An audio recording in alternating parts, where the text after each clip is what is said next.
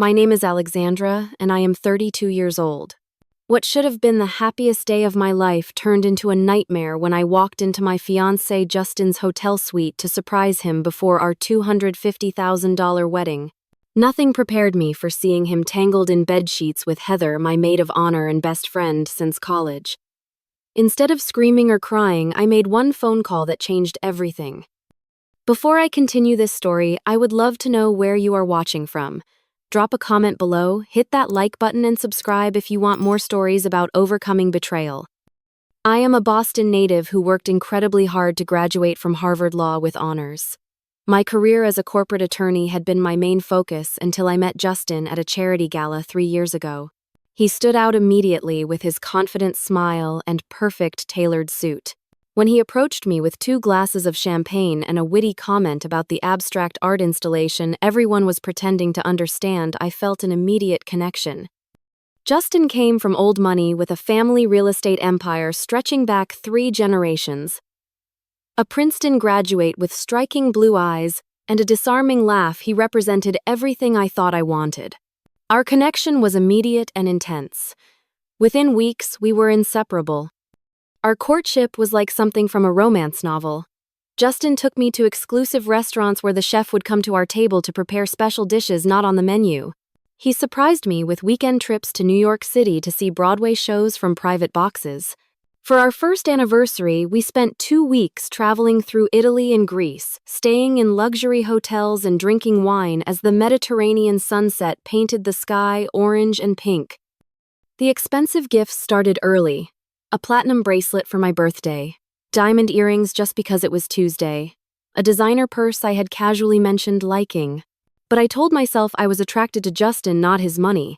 I had my own successful career and financial independence. What I loved was his ambition, his intelligence, and how he made me feel special.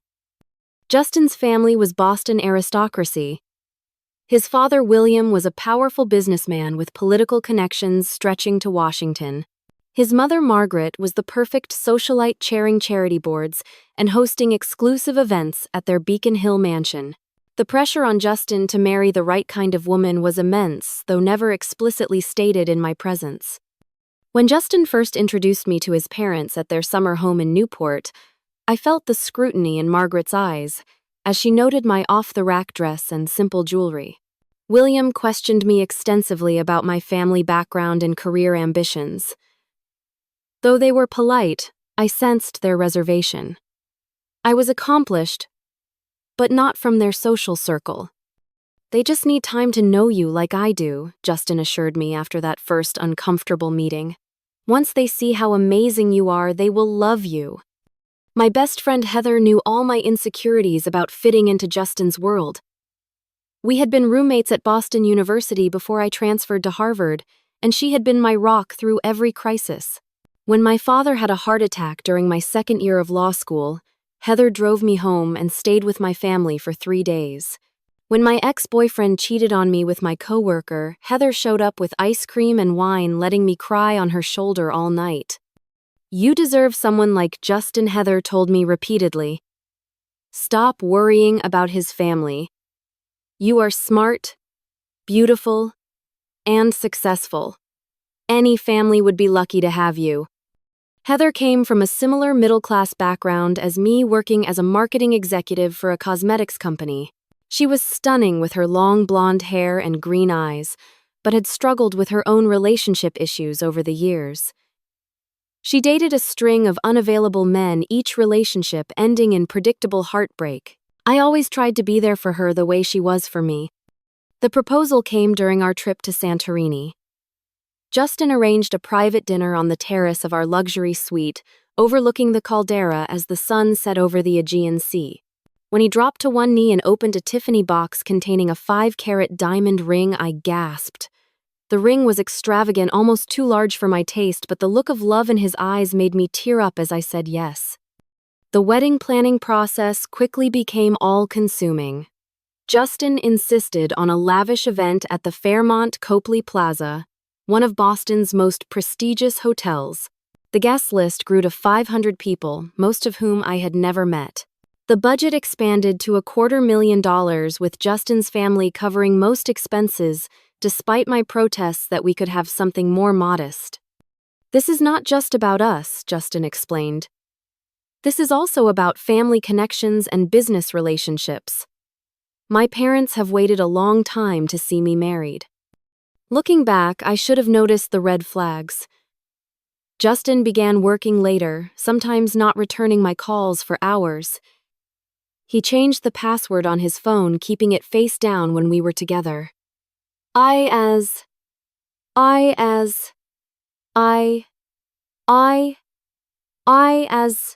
There were unexplained weekends away for business meetings that seemed vague when I asked for details. But I was so caught up in wedding preparations and my own busy career that I pushed aside my concerns. Heather enthusiastically took on her maid of honor duties, sometimes with surprising intensity. She had opinions about everything from my wedding dress to the floral arrangements. She insisted on accompanying me to every vendor meeting, sometimes even scheduling appointments without consulting me first. When I questioned her once about overstepping, she teared up. "I just want your day to be perfect," she said. "Since I might never have this myself, at least I can help make your wedding dreams come true." How could I argue with such devotion? I felt guilty for questioning her motives and allowed her continued involvement even when she began suggesting changes to decisions Justin and I had already made. My parents expressed mild concern about the speed and scale of the wedding plans. My father, a retired high school principal with traditional values, worried that the extravagance might be setting unrealistic expectations for our marriage. My mother wondered quietly why we needed such an elaborate event to celebrate our love. But I dismissed their concerns as generational differences, assuring them this was what Justin and I both wanted. As the wedding day approached, my excitement mixed with increasing anxiety. Justin seemed distracted during our final planning meetings, checking his phone constantly, and deferring most decisions to me, or increasingly to Heather. They had developed an unexpected rapport with inside jokes I did not understand and opinions that suddenly aligned on issues they had previously disagreed about. "You are lucky your fiancé and maid of honor get along so well," our wedding planner commented. "Usually there is some tension there." I nodded and smiled, ignoring the small voice in my head that whispered something was not quite right. After all, in just one more week, Justin and I would be husband and wife, beginning the perfect life we had planned together. I woke up at 6:30 in the morning on my wedding day, even before my alarm. Sunlight streamed through the curtains of my luxury suite at the Fairmont Copley Plaza, and for a moment I just lay there trying to absorb the reality that by sunset I would be Mrs. Justin Whitfield. The heavy diamond engagement ring caught the light as I stretched, sending prisms dancing across the ceiling. The hotel had provided a complimentary bottle of Dom Perignon and my bridesmaids, and I had planned a champagne breakfast to start the celebrations. My sister Natalie was already awake, arranging pastries on the dining table of our suite when I emerged from the bedroom. "The bride is up," she announced, giving me a tight hug. "How did you sleep?" "Surprisingly well," I admitted, pouring myself a cup of coffee from the silver service. "Where is everyone else?" "Mom went to check on the flowers in the ballroom. The bridesmaids should be here any minute."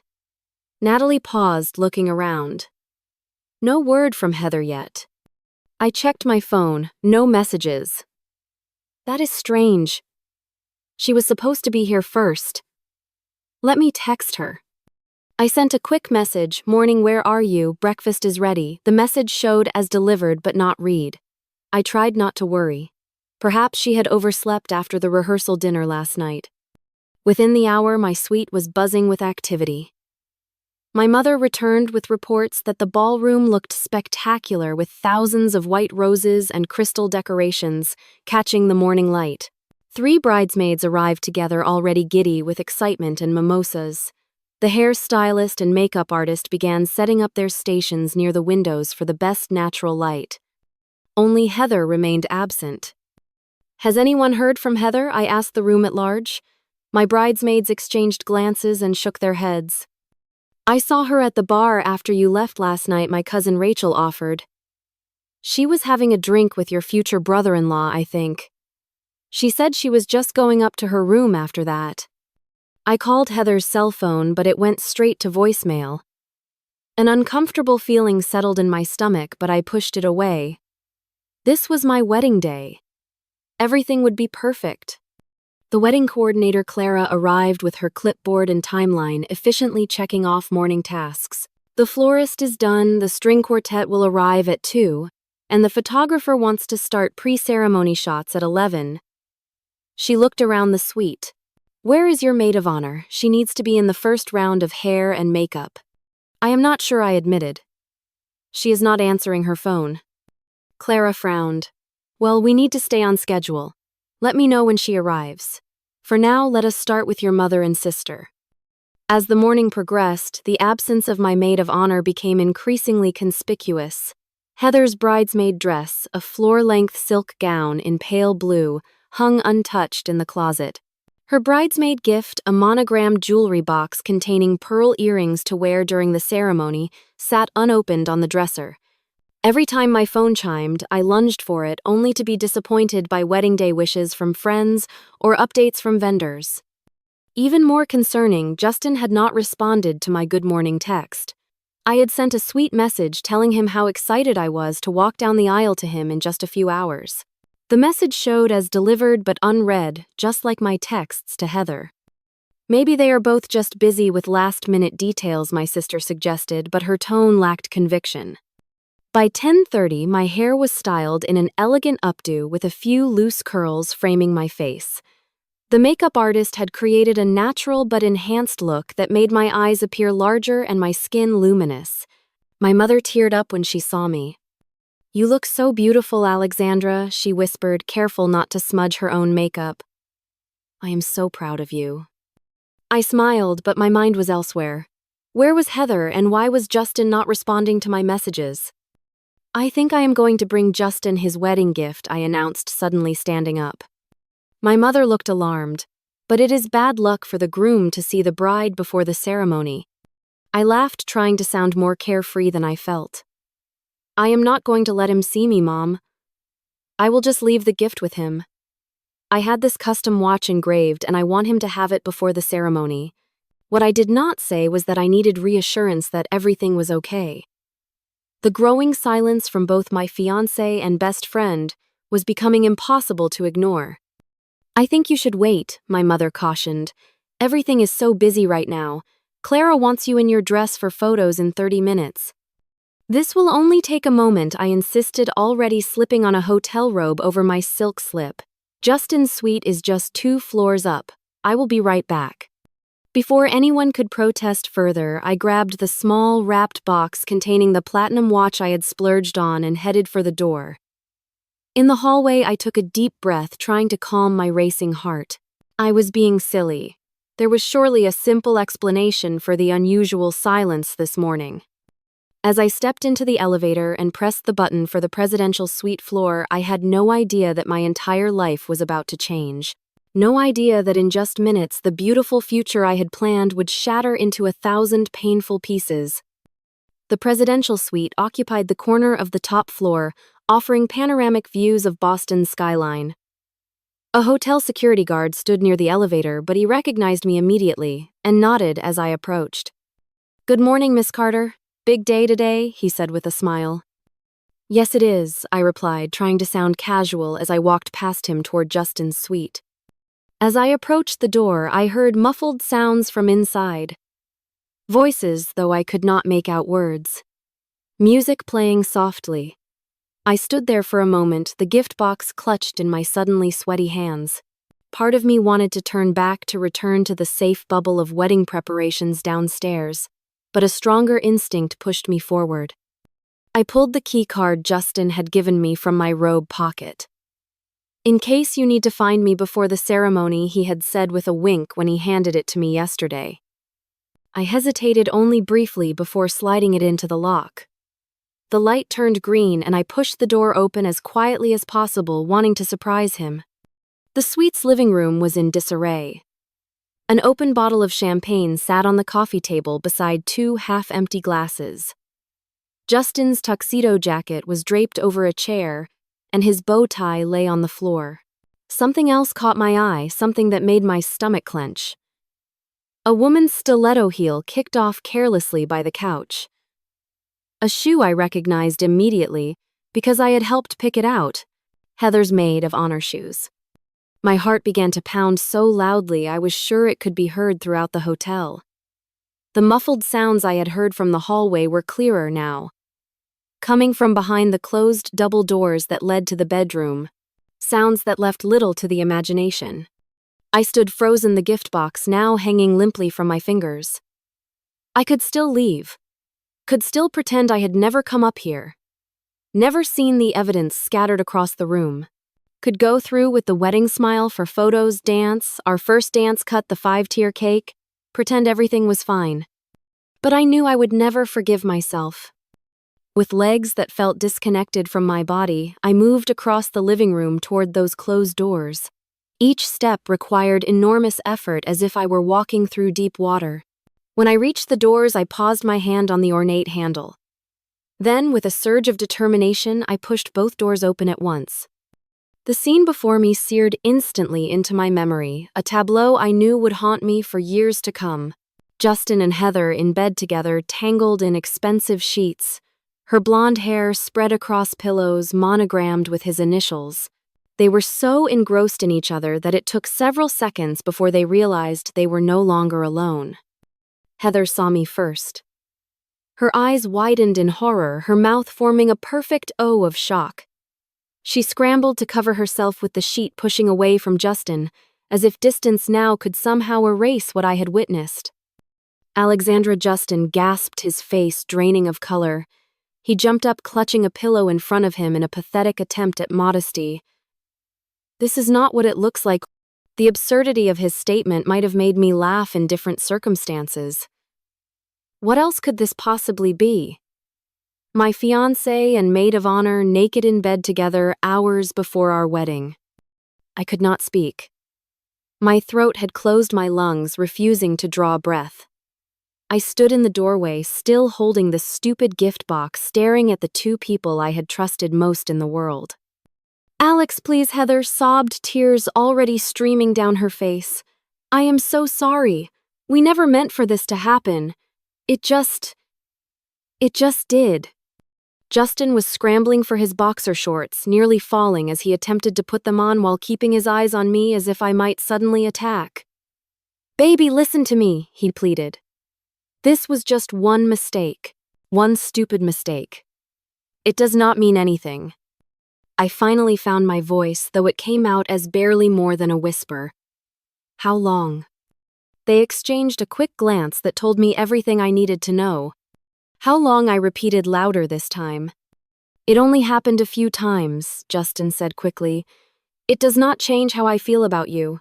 I still want to marry you today. I still love you. Heather was fully crying now, her mascara running down her cheeks.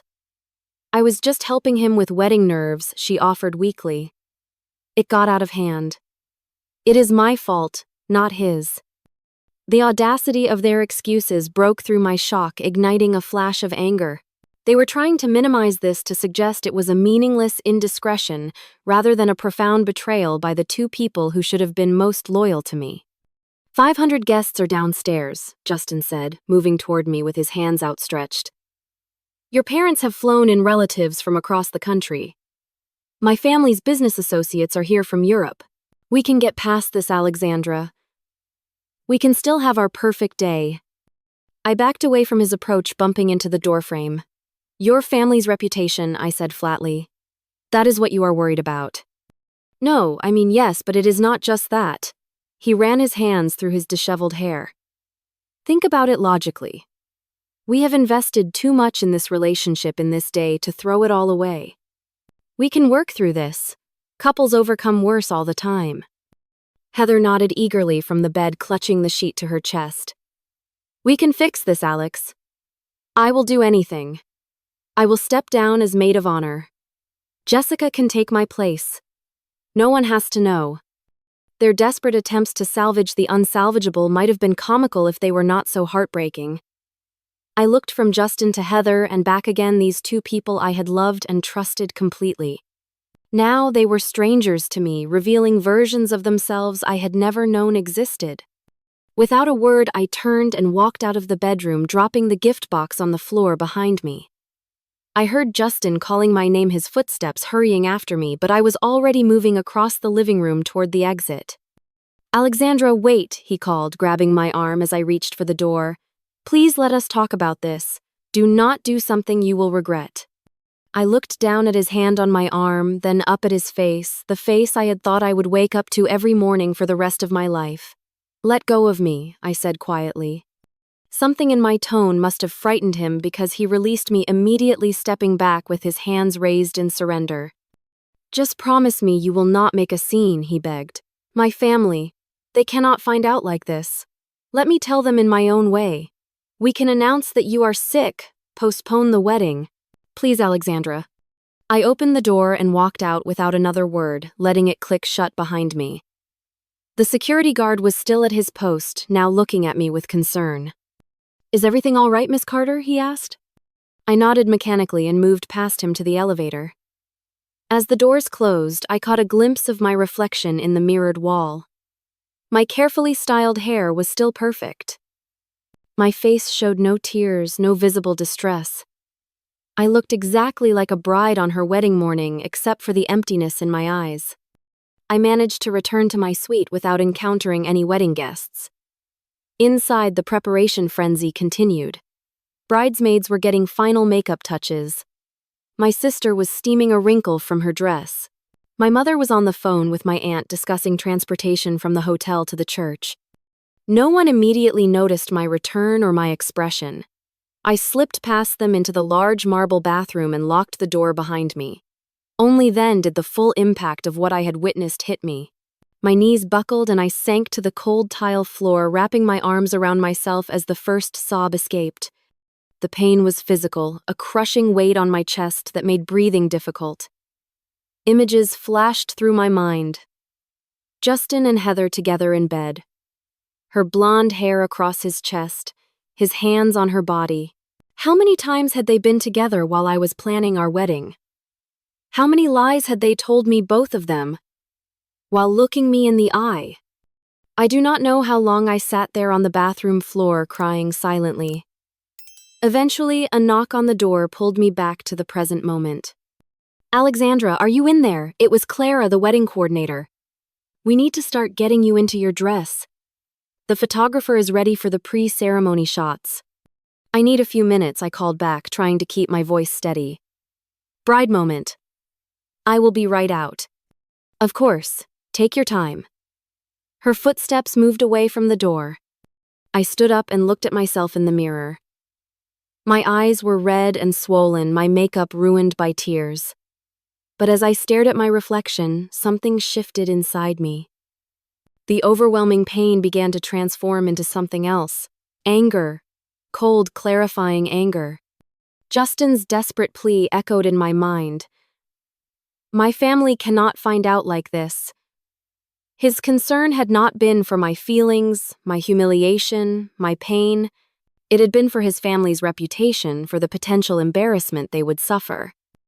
I remembered a conversation from months ago, Justin, explaining why we needed such an extravagant wedding. His father, William, had political aspirations, connections he cultivated carefully. The wedding was as much a networking event as a celebration of our love. The guest list included state senators, federal judges, business leaders, even a former governor. The Whitfield family name meant everything to them. Their standing in Boston society was the foundation of their real estate empire. Reputation was currency in their world, and Justin had always been acutely aware of this fact, careful never to create public scenes or scandals that might reflect poorly on the family. And now he had created the ultimate scandal, betraying his bride with her maid of honor on their wedding day. But he expected me to help him hide it, to protect him and his family from the consequences of his actions. My legal training kicked in my mind, shifting from emotional response to strategic thinking. What did I want from this situation? What outcome would allow me to maintain my dignity and ensure that Justin and Heather faced appropriate consequences for their betrayal? I pulled out my phone and called my father. Despite my mother's more visible role in wedding preparations, it was my father, the retired judge, with his quiet wisdom, whose advice I trusted most. "Dad," I said when he answered, my voice breaking slightly, "I need to talk to you." "What is wrong, sweetheart? You sound upset." Briefly, I explained what I had discovered. My father listened without interrupting, then sighed heavily. "I am so sorry, Alexandra. What do you need from me?" "What should I do?" I asked suddenly, feeling like a little girl again, seeking my father's guidance. "If you are asking for my official advice, I would suggest canceling the ceremony immediately. We can make an announcement about irreconcilable differences. Keep it private, dignified. Avoid the public spectacle." I considered this practical approach. It would be the sensible thing to do. The kind thing, even. Minimize the drama, protect everyone involved from public humiliation. "And if I do not want to keep it private?" I asked. My father was silent for a moment. "Then that is your right too. You are the wronged party here. Just be sure that whatever you do, you can live with it afterward. Revenge might feel satisfying in the moment, but it rarely brings lasting peace." "Thank you, Dad. I love you." "I love you too. Whatever you decide, your mother and I are behind you 100%. After ending the call, I turned back to the mirror. With steady hands, I washed my face, removing all traces of ruined makeup. Then I reapplied foundation, concealer, blush. I fixed my eyeliner and mascara-added lipstick. Looking at myself critically, no one would guess I had been crying just minutes ago. I knew what I wanted to do. Justice required accountability. Not just private accountability between Justin and me, but public accountability that matched the public nature of our planned celebration. The Whitfield family valued their reputation above all else. It was only fitting that reputation should be the currency of consequences. I changed out of my robe into a simple blue dress I had packed for the post-wedding brunch. Then I sat down at the desk in the bathroom and wrote a brief note to my bridesmaids, explaining that I needed 30 minutes alone and asking them to wait in the hotel lobby. I slipped the note under the door and waited until I heard them reluctantly gathering their things and leaving. Once alone in the suite, I picked up my phone again. With surprisingly steady fingers, I dialed Margaret Whitfield's number. She answered on the second ring. "Alexandra, darling, is everything all right? It is bad luck for us to speak before the ceremony, you know." "Margaret," I said, my voice calm and professional, the same tone I used in difficult client meetings. "Something has come up that requires immediate attention from you and William. A situation involving Justin that cannot wait until after the ceremony." "What is it? Is Justin all right?" Concern colored her voice. "He is physically fine," I assured her. "But this is a sensitive matter that needs to be addressed in person. Could you please come to his suite immediately? It would be best if William, Catherine, and Michael came as well." Catherine and Michael were Justin's sister and brother, both scheduled to be part of the wedding party. "You are scaring me," Alexandra, Margaret said. "Just tell me what is happening." "I prefer to explain in person. Please trust me that this is urgent and requires the family's immediate attention." After a moment's hesitation, she agreed. "We will be there in 5 minutes." I ended the call and took a deep breath. The confrontation ahead would be difficult, painful, potentially explosive. But it was necessary. For my own healing, for justice, and yes, for a particular kind of closure I needed, before I could walk away from this relationship and this day with my dignity intact. With one last glance in the mirror, I left my suite and headed back toward the presidential suite, where my former future awaited. I arrived in the corridor outside Justin's suite just as the elevator doors opened, revealing his family. Margaret Whitfield stepped out first, elegant in a pale pink mother of the groom dress, diamonds glittering at her throat and ears. William followed, imposing in his bespoke tuxedo, his silver hair perfectly styled. Behind them came Catherine, Justin's younger sister, and Michael, his older brother, both looking confused and slightly irritated at the unexpected summons. "Alexandra," Margaret exclaimed, hurrying toward me. What on earth is going on? Why are you dressed like that? Where is your wedding gown? What is this urgent situation that could not wait until after the ceremony? William demanded, checking his gold watch with impatience.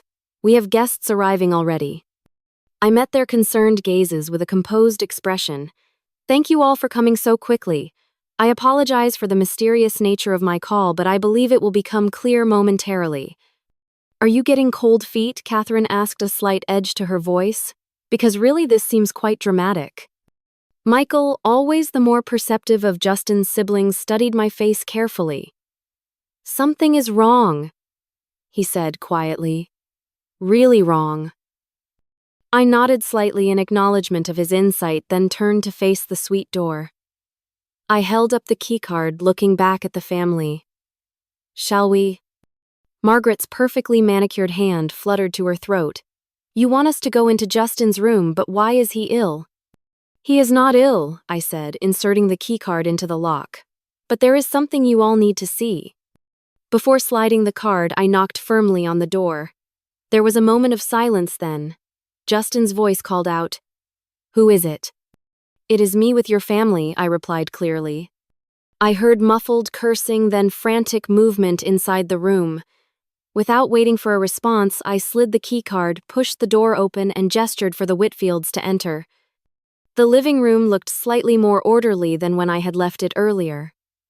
The champagne glasses had been cleared away, though the bottle remained. Justin's jacket and bow tie were no longer visible, but Heather's shoe still lay near the couch, a damning piece of evidence that Margaret's sharp eyes immediately noticed.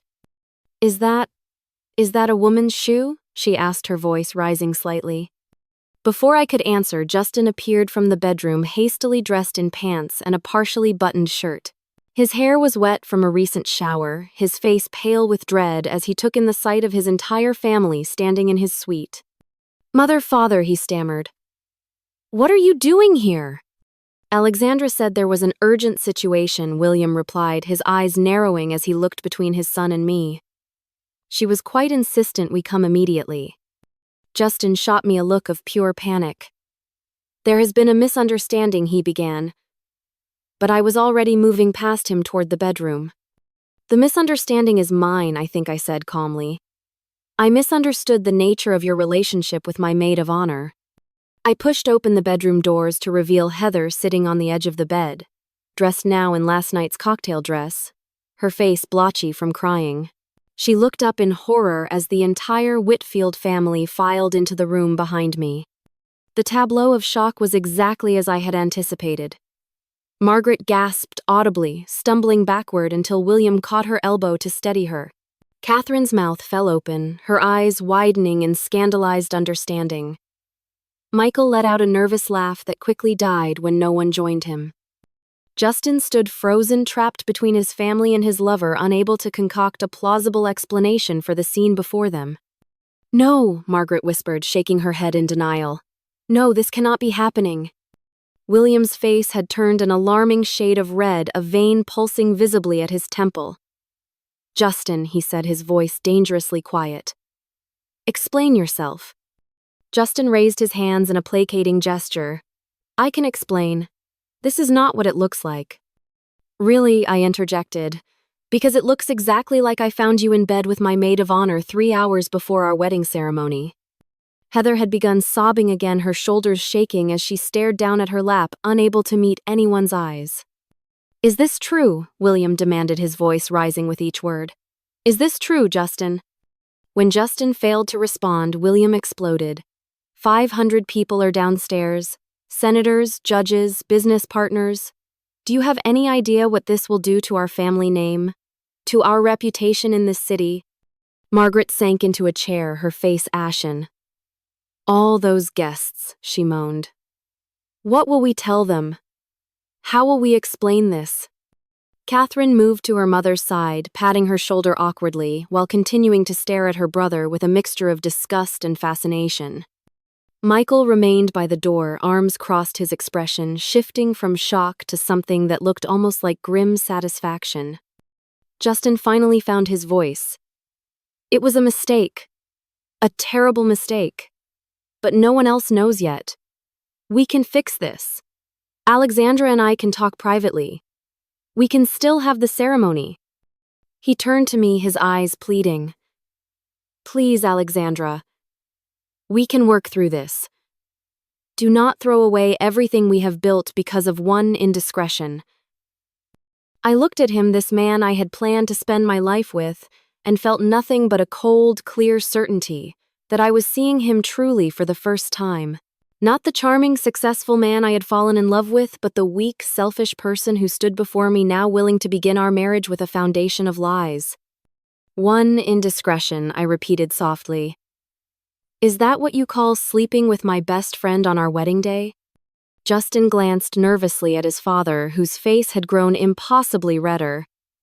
It is not like we planned this, he said desperately. It just happened. Things like this do not just happen, William growled.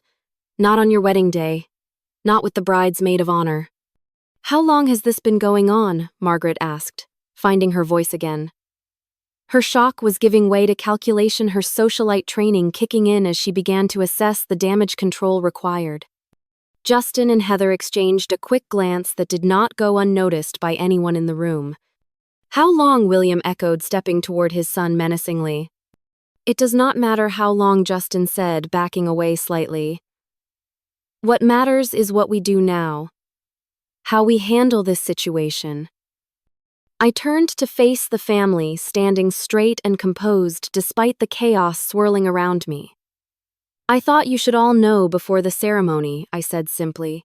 I thought you deserved to understand why there will not be a wedding today. Margaret stood up, suddenly moving toward me with outstretched hands. Alexandra, dear, let us not be hasty. Perhaps you and Justin need some time to discuss this privately. These things happen in relationships. Marriages have overcome worse. William nodded eagerly. Yes, perhaps a postponement rather than a cancellation. We could tell the guests you are ill. Reschedule for a month from now. After you and Justin have had counseling. I looked from Margaret to William and back again, amazed at their ability to prioritize appearances over integrity even in this moment of crisis. They were not concerned with the pain their son had caused me, only with managing the public relations disaster that loomed before them. I appreciate your concern, I said, my attorney voice firmly in place. But there will be no postponement. There will be no wedding. Not today, not ever. Justin moved to my side, reaching for my hand, which I pulled away before he could touch me. Alexandra, please. Let us talk alone. I know I made a terrible mistake, but I love you. I want to marry you. I turned to him, meeting his desperate gaze directly. No, Justin. You do not love me. If you loved me, you would not have betrayed me. Especially not with my best friend. What you love is the idea of me, the perfect corporate attorney wife who looks good on your arm at social events and impresses your business associates. But that is not love. That is acquisition. He flinched as if I had slapped him. Behind him, Heather had stopped crying and was now watching the scene with wide, frightened eyes. I thought you should all know, I repeated to the family. I am going to go downstairs now and inform our guests that the wedding has been canceled. You cannot do that, Margaret cried, genuine panic in her voice. Think of the scandal. Think of what people will say. William stepped forward, his businessman instincts taking over. Miss Carter, perhaps we can come to an arrangement. A financial settlement in exchange for your discretion in how this matter is handled publicly. I stared at him in disbelief. Are you trying to buy my silence, Mr. Whitfield? I am trying to protect my family's reputation, he replied stiffly. A reputation we have built over generations. Surely you can understand that has value. Indeed it does, I agreed, which is why I will be addressing the guests personally. They deserve an explanation for why they came all this way for a wedding that will not take place. You would not dare, William said, his voice dropping to a threatening whisper. I am afraid she would, Michael interjected unexpectedly. And frankly, Father, I do not blame her. All eyes turned to the elder Whitfield's son, who had remained quiet until now. Michael shrugged. Justin screwed up. Monumentally. He should face the consequences. Justin turned on his brother furiously. Shut up, Michael. You have no idea what you are talking about. I know you have been sleeping with her maid of honor, Michael replied, evenly nodding toward Heather. For how long exactly? Because based on your reaction, this was not a one-time thing. The room fell silent as all eyes turned back to Justin, who looked trapped. How long, Justin? I asked again, my voice steady, despite the pain lancing through me. Justin ran his hands through his hair, a gesture of frustration I had once found endearing. Now, it just seemed theatrical. A few months, he finally admitted. Since the engagement party, 9 months. They had been betraying me for 9 months while I planned our wedding, while Heather helped me choose my dress, while Justin and I put a deposit on a house in Brookline. It did not mean anything, Heather suddenly spoke up, her voice small but desperate. It was just physical. We never meant to hurt you, Alex. Yet here we are, I replied, turning to look at my former best friend. You sleeping with my fiancé on my wedding day. Me discovering you both in bed together. Seems like hurt was inevitable, do you not think? She dropped her gaze, unable to meet my eyes. This is ridiculous, William declared. We are wasting time. Justin, get dressed properly. We need to manage this situation immediately. He turned to me, his expression stern. Miss Carter, I understand you are upset, but public humiliation serves no one. Let us handle this with the discretion it deserves. Discretion, I repeated. You mean sweeping it under the rug? Protecting Justin from the consequences of his actions. Protecting your family name at my expense. I am offering you compensation, William reminded me. I do not want your money, I said. I want accountability. Justin suddenly lunged forward, grabbing my arm. You cannot do this to me.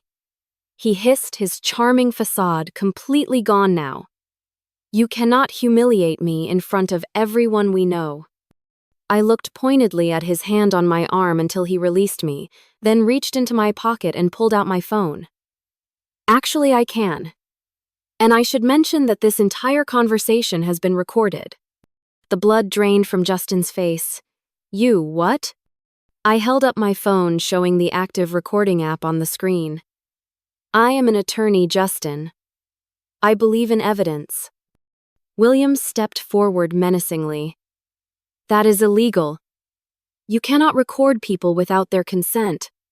Actually, Massachusetts is a one-party consent state, I corrected him. As long as one party to the conversation consents to the recording, it is perfectly legal. And I consent. Margaret moaned softly, collapsing back into her chair. We are ruined, she whispered. Not necessarily, I said, slipping my phone back into my pocket. I have no intention of releasing this recording unless you force my hand. All I want is to address our guests honestly, and then move on with my life. I will destroy your career? William threatened, his voice low and dangerous. I have connections throughout Boston's legal community. You will never work in this city again. Michael stepped between his father and me. That is enough, Dad. Your threats are not helping the situation. I nodded my thanks to Michael, then turned to leave. I had said what I came to say, revealed what needed to be revealed. Now it was time to face the waiting guests and end this chapter of my life with whatever dignity I could salvage. Alexandra, wait, Justin called, his voice breaking. Please. I am sorry. I am so sorry. I paused at the door but did not turn around. So am I, Justin. So am I. With that, I walked out, leaving the Whitfield family to deal with the wreckage their son had created. In the hallway outside Justin's suite, I took a moment to compose myself. The confrontation had gone more or less as I had anticipated, but that did not make it any less painful. My hands were shaking slightly, adrenaline coursing through my system. I was about to walk toward the elevator when the suite door opened behind me. I turned, half expecting to see Justin, but it was Michael who stepped into the hallway. Alexandra, wait, he said, closing the door behind him. I just want to say, I am sorry. What my brother did to you is unforgivable. I studied his face, looking for the family resemblance that had always been so obvious between the Whitfield brothers. Same blue eyes, same strong jaw. But Michael's expression held genuine regret, something I had not seen from any other member of the family. "Thank you," I said simply. "What are you going to do now?" he asked. Exactly what I said. I am going to tell our guests the truth, or at least enough of it, that they understand why there will be no wedding today. Michael nodded slowly. I think that is fair. For what it is worth, I support your decision. Justin has gotten away with too much for too long because our parents always clean up his messes. Before I could respond, the suite door opened again, and Margaret emerged, her face tight with controlled panic. Alexandra, please, she said, approaching me with outstretched hands. Let us talk about this rationally. I believe I have been extremely rational considering the circumstances, I replied.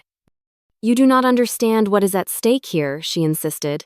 William is being considered for a federal appointment. This scandal could ruin everything he has worked for. I am sorry to hear that, I said, genuinely meaning it despite everything. But your husband is not responsible for Justin's actions. Neither are you. We are family, she said, as if that explained everything. His mistakes reflect on all of us. Perhaps that is something you should discuss with your son, I suggested. Not with me. Margaret's composure slipped for a moment, revealing the desperation beneath. Please, Alexandra. I am begging you. Do not destroy our family over this. I felt a flash of anger at her framing. I am not destroying anything, Margaret. Justin and Heather did that when they decided to betray my trust. All I am doing is refusing to lie about it. The elevator doors opened and my wedding coordinator, Clara, stepped out looking harried. She stopped short when she saw me standing with Margaret and Michael. There you are, she exclaimed. Everyone has been looking for you. Your mother is beside herself with worry. The hair and makeup people are waiting, and the photographer has been ready for over an hour. I took a deep breath. Clara, I need you to gather the immediate family and wedding party in the Venetian room immediately. There has been a change of plans. Clara's professional smile faltered. What kind of change? The wedding is cancelled, I said flatly. Her clipboard lowered slowly as she processed this information. Cancelled, but everything is ready. The flowers, the cake, the string quartet is already playing in the ballroom. Nevertheless, there will be no ceremony today, I said firmly. Please gather everyone in the Venetian room in 15 minutes. I will make an announcement. Clara looked from me to Margaret, clearly hoping for contradiction or clarification. When none came, she nodded slowly. I will take care of it right away. As she hurried back to the elevator, Margaret made one last attempt. Alexandra, I am imploring you to reconsider. Think about what you are about to do. I have thought about it, Margaret. I have thought about little else for the past hour. And I am certain this is the right course of action. Michael placed a gentle hand on his mother's shoulder. Mom, it is over. Let it go. Margaret shrugged off his hand, her eyes never leaving my face. You will regret this vindictiveness, she said, her socialite mask slipping to reveal the steel beneath. The Whitfield family does not forget those who harm us. Neither do I replied quietly. Now, if you will excuse me, I need to find my parents. I left them standing in the hallway and took the elevator down to the lobby. As the doors opened, I spotted my father immediately pacing near the concierge desk. My mother beside him, wringing her hands anxiously. Alexandra, my mother cried when she saw me. Where have you been? Everyone has been looking everywhere for you. I know, Mom. I am sorry. I led my parents to a quiet corner of the lobby away from curious ears.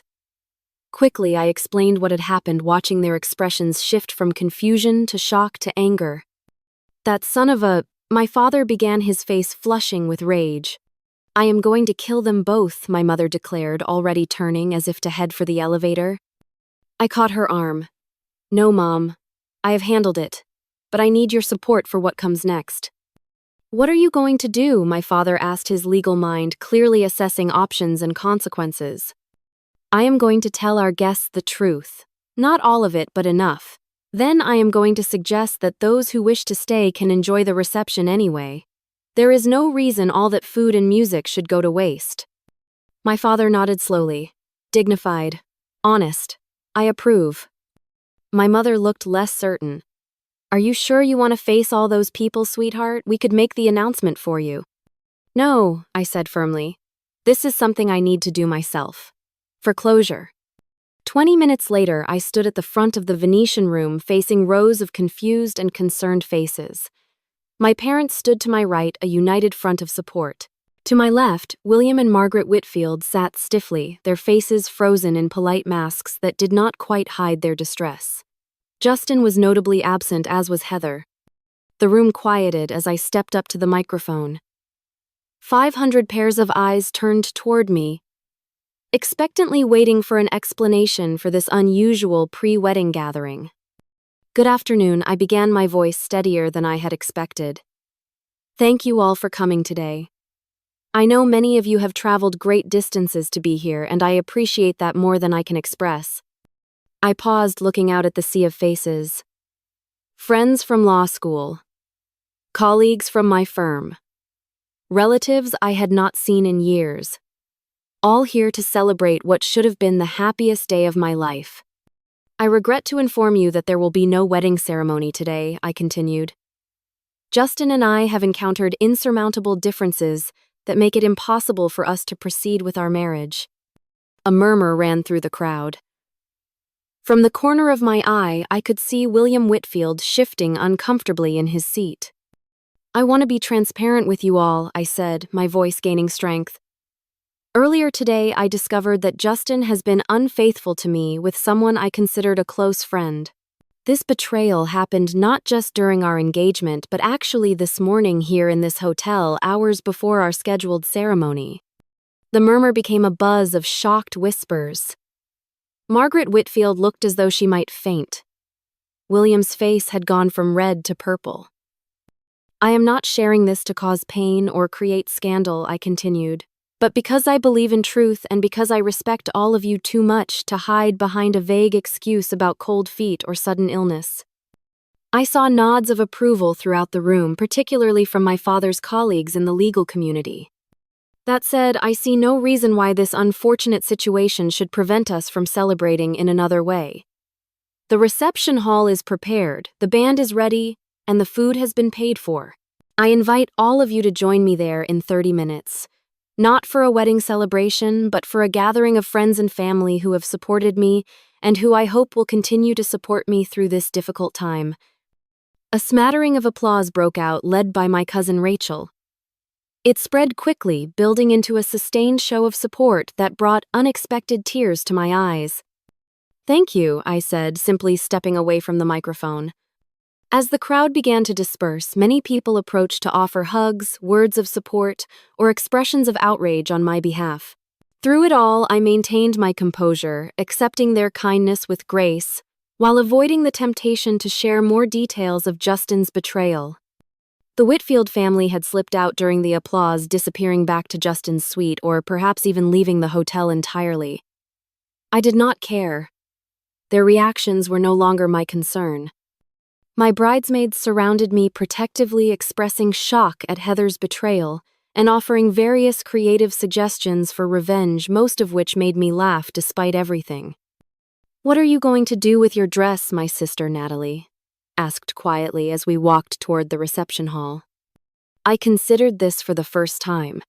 The custom-designed gown with its delicate lace and crystal beading had cost more than some people's cars.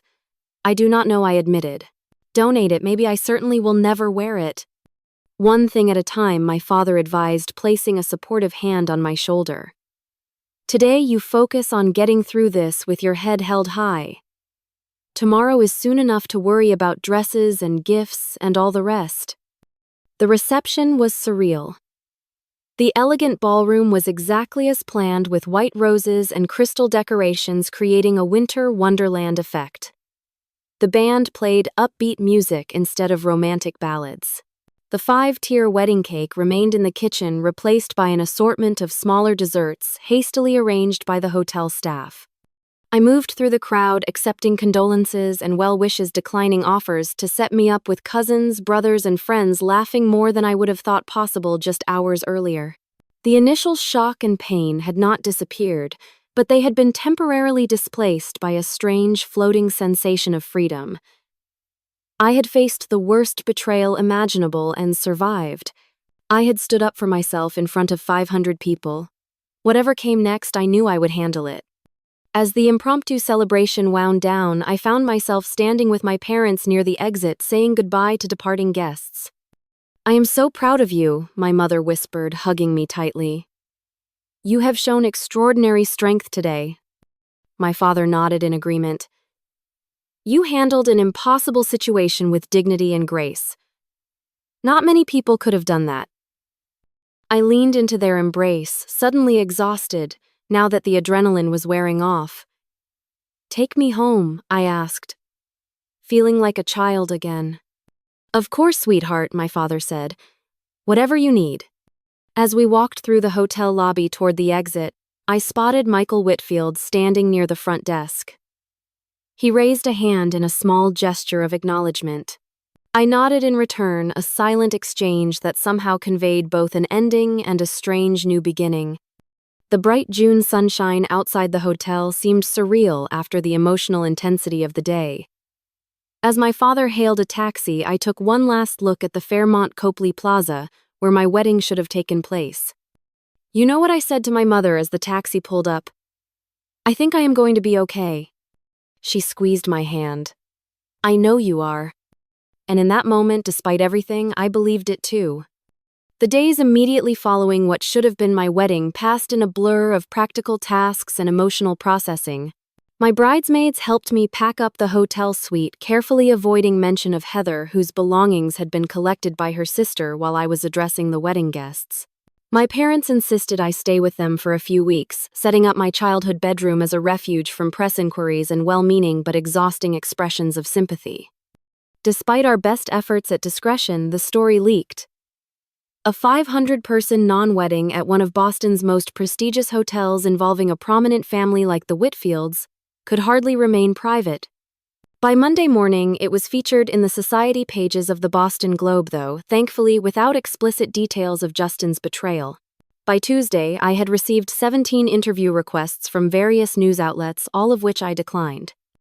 The wedding gifts presented another logistical challenge. Hundreds of packages had arrived in the weeks before the ceremony, many delivered directly to our would-have-been marital home, a brownstone in Beacon Hill that Justin had purchased primarily with family money. My mother volunteered to handle returns, but I insisted on writing personal thank you notes to each gift giver, explaining the cancellation in the most gracious terms possible, and expressing genuine appreciation for their generosity. "You do not have to do this," my sister argued as she watched me addressing envelopes late into the night. "No one would blame you for hiring someone to handle it." "I want to," I insisted. "These people cared enough to celebrate with us. They deserve personal acknowledgement." The routine of thank you notes became oddly therapeutic, a structured task that kept my hands busy while allowing my mind to process the seismic shift in my life. With each note completed, I felt a small measure of control, returning a reminder that although much had been taken from me, my fundamental self remained intact. My father, ever practical, suggested I consult with a colleague specializing in contract law regarding the financial aspects of the canceled wedding. The vendors had been paid in full, primarily by the Whitfields, but there were other considerations. The engagement ring gifts already used the down payment on the brownstone where Justin and I had planned to live. "I do not want anything from them," I said firmly. "The ring is back in Justin's possession. The house was primarily his investment. Let it go." "Are you sure?" my father pressed. "You contributed to that down payment too. Consider it the price of learning who Justin really is before I legally bound myself to him," I replied. "It is the best money I have ever spent." 3 weeks after the non-wedding, I returned to my law firm. My colleagues were supportive, maintaining a careful balance between acknowledgement of what had happened and not dwelling on it unnecessarily. My caseload provided welcome distraction complex legal problems requiring my full attention and analytical skills. In many ways, work became my sanctuary. There I was still Alexandra Carter, respected attorney, not Alexandra, the jilted bride object of gossip and pity. I volunteered for extra cases, came in early, stayed late, finding comfort in the ordered world of contracts and precedents where rules were clear and consequences predictable. My therapist, Dr. Reynolds, gently suggested this might be avoidance rather than healing. Immersing yourself in work is a common response to trauma, she observed during one of our weekly sessions. It provides structure and purpose when other aspects of life feel chaotic. But eventually you need to process what happened emotionally, not just intellectually. I am not avoiding, I protested. I cry in the shower every morning. I have nightmares about walking into that hotel room. I think that counts as emotional processing. There is a difference between experiencing pain and working through it, she replied. Have you spoken to either Justin or Heather since that day? I shook my head emphatically. Absolutely not. What would be the point? Closure, perhaps. Or at least clarity about what happened and why. I know what happened, I said bitterly. They betrayed me. The why does not matter. But of course it did matter. In quiet moments when work could not distract me, the questions circled endlessly. Had Justin ever really loved me? Had Heather's friendship been genuine, or had she resented me all along? Could I have seen this coming? Should I have? 4 months after the canceled wedding, I received an unexpected email from Michael Whitfield.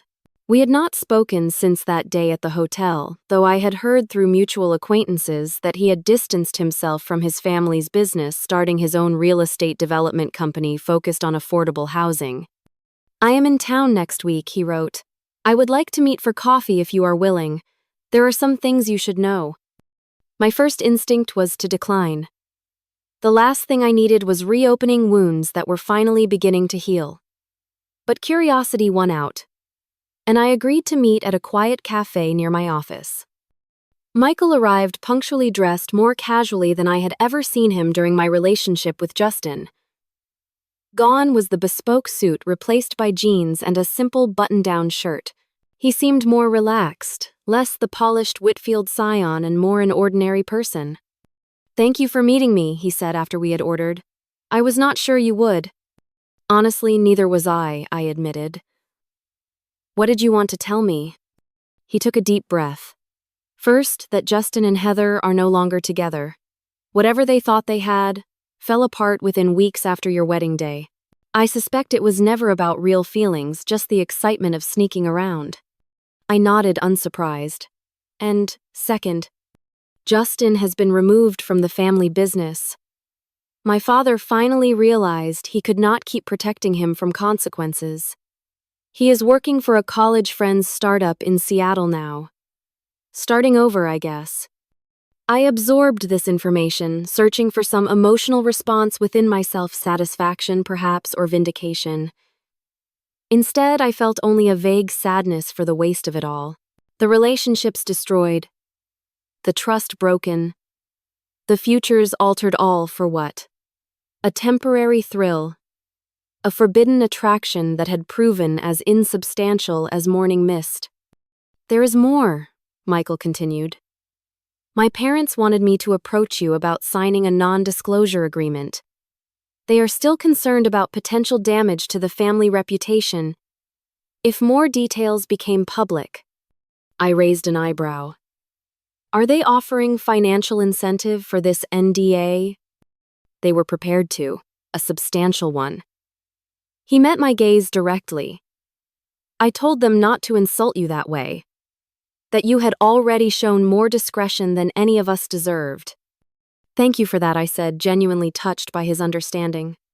I also wanted to apologize again, he added, for my family's behavior that day and for not seeing what was happening before it all exploded.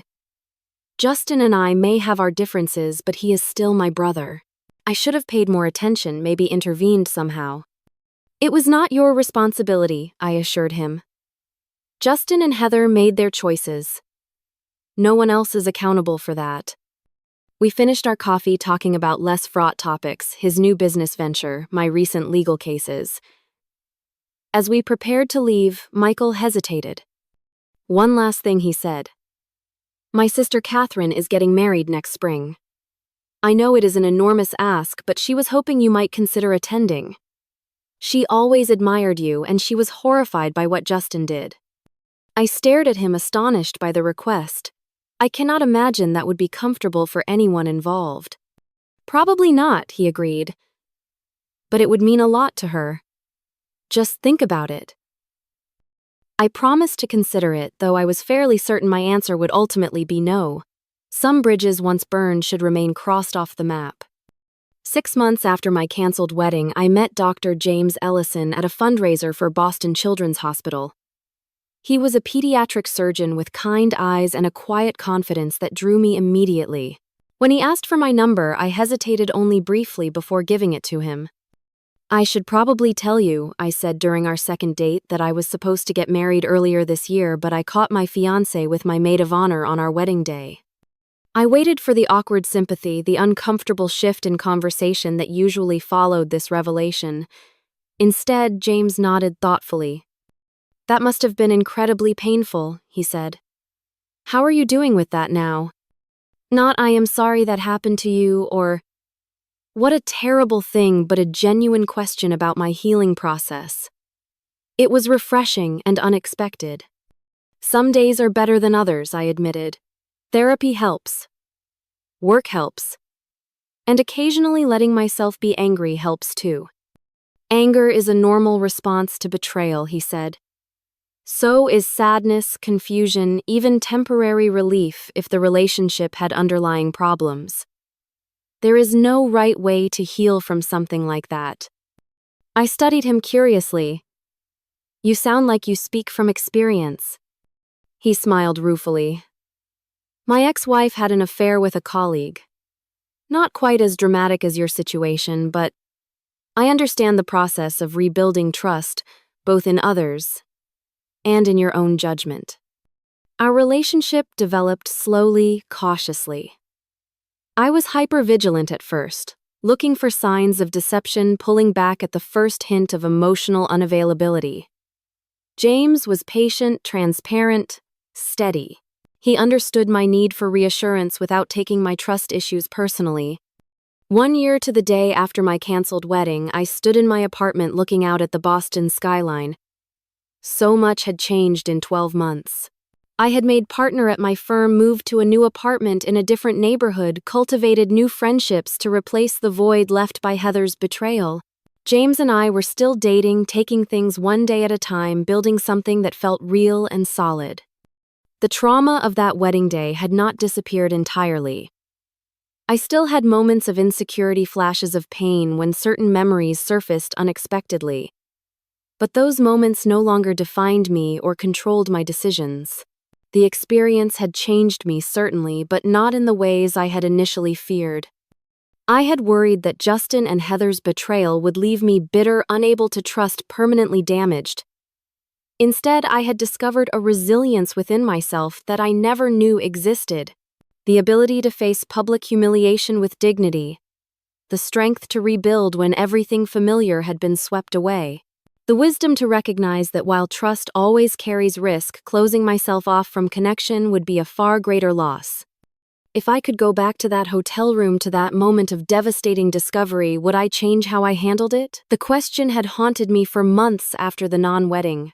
Now, with the perspective of time, I could honestly say no. The public reckoning had been necessary not as revenge, but as a refusal to accept the shame that rightfully belonged to Justin and Heather. By standing in my truth, painful as it was, I had freed myself from the burden of their deception. The lessons of that day were etched into me now, not as scars, but as wisdom. Trust your intuition when something feels wrong. Value authenticity over appearance. Choose self-respect over false peace. And, perhaps most importantly, understand that while betrayal reveals the character of the betrayer, how you respond to betrayal reveals your own. I was not the same woman who had excitedly prepared for her wedding day a year ago. I was stronger, wiser, more discerning. The pain had shaped me, but it had not defined me. And for that unexpected gift of growth through adversity, I was strangely, surprisingly grateful. Have you ever experienced betrayal from someone you trusted completely? How did you handle it? I would love to hear your stories in the comments below.